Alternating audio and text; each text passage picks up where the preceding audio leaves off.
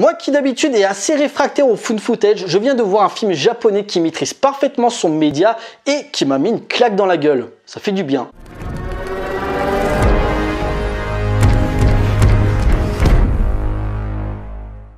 Bonjour à tous, il va être question de One Cut of the Dead ou Ne coupez pas, réalisé par Shinichiro Ueda.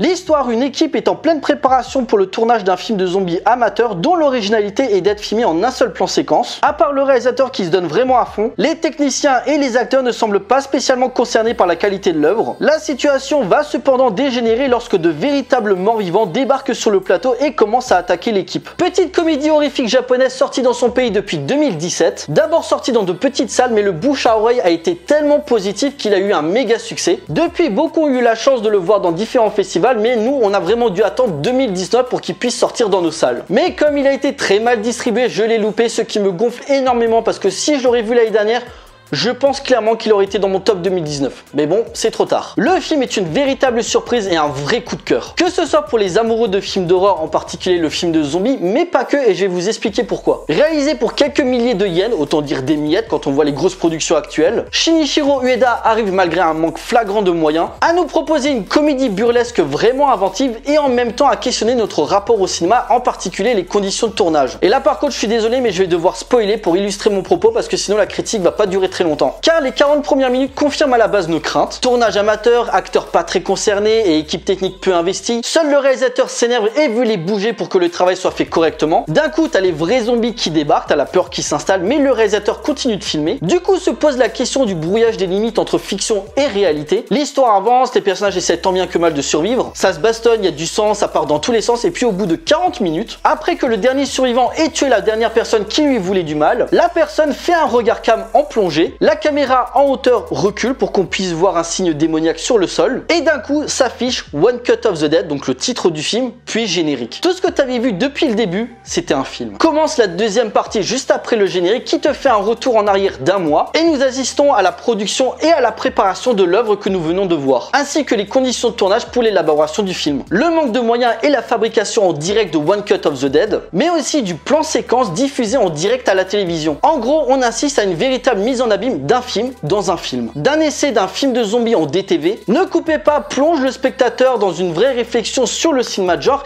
et la passion qui nous pousse à s'investir pour parvenir à mener à bout ce projet. Pourquoi j'adore ce film? Parce qu'il met une claque en pleine face à tous ces pseudo-réalisateurs qui ont 10 voire 100 fois plus de budget, 100, 200 millions de dollars, et qui sont pas capables de faire un film correct. Car parti d'un postulat tout simple, le réalisateur ne se contente pas de proposer un énième film de zombies. Non, non, non. À travers le format found footage et des limites de son concept, il met en scène un objet purement méta, digérant parfaitement ses références, le tout accompagné d'une réalisation vraiment inventive, pour t'amener à des questionnements sur le cinéma, l'horreur, la série Z et la mise en scène. Mais tout ça lié à une chose qui nous anime tous, la passion du 7e art. Car contrairement à d'autres films utilisant ce même procédé, le plan séquence présenté est blindé d'imperfections. Problème de rythme et de situation, acteur qui vient pas au bon moment, improvisation, caméra tremblante ou qui carrément tombe par terre. Mais c'est ce qui en fait sa force. Car One Cut of the Dead se pose comme une comédie burlesque sur la confection d'un film comme l'avait fait précédemment François Truffaut avec La Nuit américaine, où l'équipe fait preuve d'ingéniosité et d'envie malgré les contraintes pour réussir ce projet important qui tient à cœur tous les membres du staff. Et là je vais parler un petit peu de moi parce que pourquoi je me reconnais dans ce film là, parce qu'il y a quelques années, il y a 2-3 ans, je crois que c'était en 2017,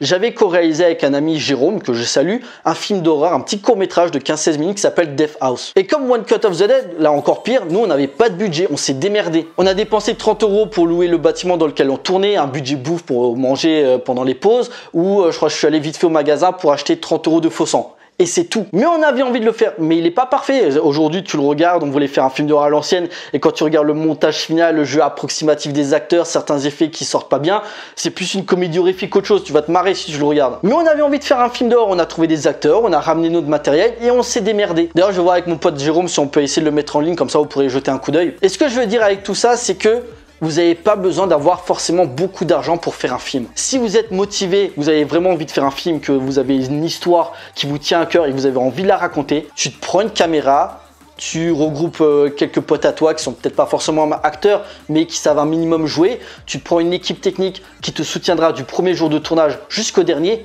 et tu vas faire ton film. Certes, ça sera pas parfait, il y aura eu des problèmes sur le tournage, mais il n'y a pas que sur les petites productions que ça arrive.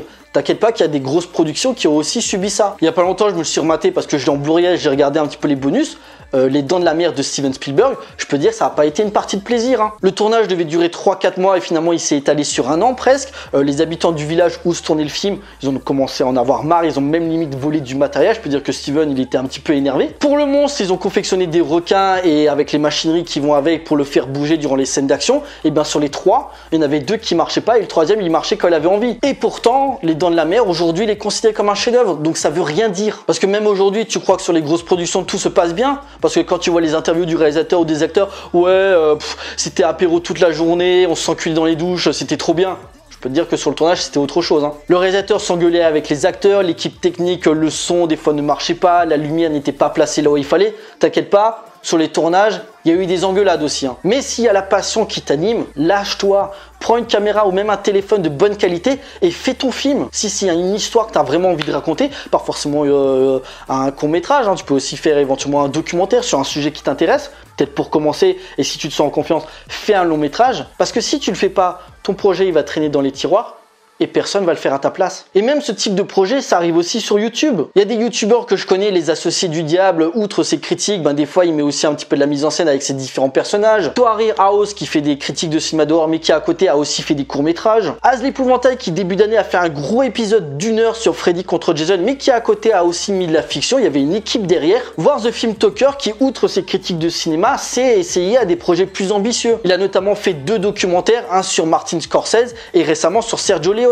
Certes, ce sont des youtubeurs donc ils se doivent de proposer du contenu, mais des fois ça leur arrive de dévier pour proposer un autre contenu beaucoup plus élaboré et beaucoup plus ambitieux. Et là tu vas me dire, ouais mais j'ai peur que le film il soit mal reçu, que je me prenne des messages d'insultes ou qu'on me dise que ça soit de la merde. Ça c'est du bullshit ça. Bien sûr, tu auras des trous du cul qui vont dire ouais ton film c'est de la merde parce qu'ils se croient que voilà j'ai vu du Stanley Kubrick, d'une Denis Villeneuve, du Nolan, ça c'est du grand cinéma, ton film c'est pourri. Tu vas vraiment écouter un mec derrière son écran d'ordinateur qui a jamais tenu une caméra de sa vie, qui a jamais réalisé un film de sa vie, qui sait pas ce que c'est être sur un tournage, où le réalisateur il est parsemé de questions, alors la lumière tu la vois comment, on tourne, ouais mais l'actrice elle est pas prête, ah mais le son il marche pas, ou encore tu veux tourner une scène d'action et à la fin ça finit par une explosion, donc tu as un détonateur, tu as ton plan, ça se passe bien et d'un coup appuie et ça explose pas. Eh ben on fait comment? Oui, ça sera pas parfait, mais tu auras eu plus de mérite parce que toi, tu auras eu les couilles de prendre ta caméra et de faire ton film comparé à lui. Et puis d'accord, il y aura eu des mauvaises critiques, mais à côté de ça, il y aura aussi du positif. Tu vas peut-être le présenter à ta famille ou à tes potes qui, bon, bien sûr, vont être gentils, donc ils vont dire du bien pour te faire plaisir, mais ils vont quand même voir certaines qualités. Et puis du coup, pourquoi pas le présenter à un festival? Donc tu vas le présenter à un festival fantastique ou de comédie, tu vas voir la concurrence, tu vas dire putain, ça va être difficile. Et puis d'un coup, hop, ton film il gagne le prix du meilleur court-métrage. Tout va s'enchaîner et à partir de ce moment-là, ça va te motiver pour en faire d'autres. Donc tout ce que je veux dire, c'est ne soyez pas bloqués. Si vous êtes passionné par le cinéma et que vous avez envie de faire un film sur un sujet qui vous tienne à cœur, une comédie, un film d'horreur, un film d'action ou un documentaire sur quelque chose qui vous passionne, allez-y. Parce que personne ne le fera à votre place. Et One Cut of the Dead, que je vous conseille fortement de voir, va dans ce sens-là. En conclusion, ne coupez pas est l'exemple type qu'on peut réussir un film avec peu de moyens du moment que l'histoire est passionnante, que la mise en scène soit créative et surtout que le concept soit relativement innovant pour marquer les esprits, montrant que ce n'est pas l'argent mais le talent qui fait la différence. Shinichiro Ueda fait preuve d'une intelligence dans la conception de son œuvre pour magnifier le cinéma dit amateur, immergeant le spectateur dans ce que le cinéma a de plus pur à proposer. En même temps, film de zombies et documentaire, Ne coupez pas est un trip original et sensible dont tout jeune cinéaste en herbe devrait s'en inspirer pour se motiver à faire un film. Drôle, malin et unique dans la manipulation des images et du sens qui s'en dégage, Shinichiro Ueda propose une vraie leçon de cinéma émouvant et transpirant l'amour de l'art, où par la mise en abîme et les codes propres au genre te parle le plus simplement possible grâce au pouvoir à l'image et du symbolisme qui en ressort de cinéma. Un vrai tour de force à découvrir absolument. Voilà, cette vidéo est à présent terminée, j'espère que ça vous a plu, n'hésitez pas à liker, à partager auprès de vos amis si vous en avez, n'hésitez pas à me laisser des commentaires pour me dire ce que vous avez pensé du film, pensez à me suivre sur Facebook, Twitter, Instagram, Tipeee ou encore Utip si vous voulez soutenir la chaîne, ça vous coûte rien, vous avez juste à regarder une petite pub et pensez à vous abonner, c'est super important pour moi. Pour nous, on se retrouve pour une prochaine vidéo, d'ici là portez-vous bien, allez voir des films, ciao.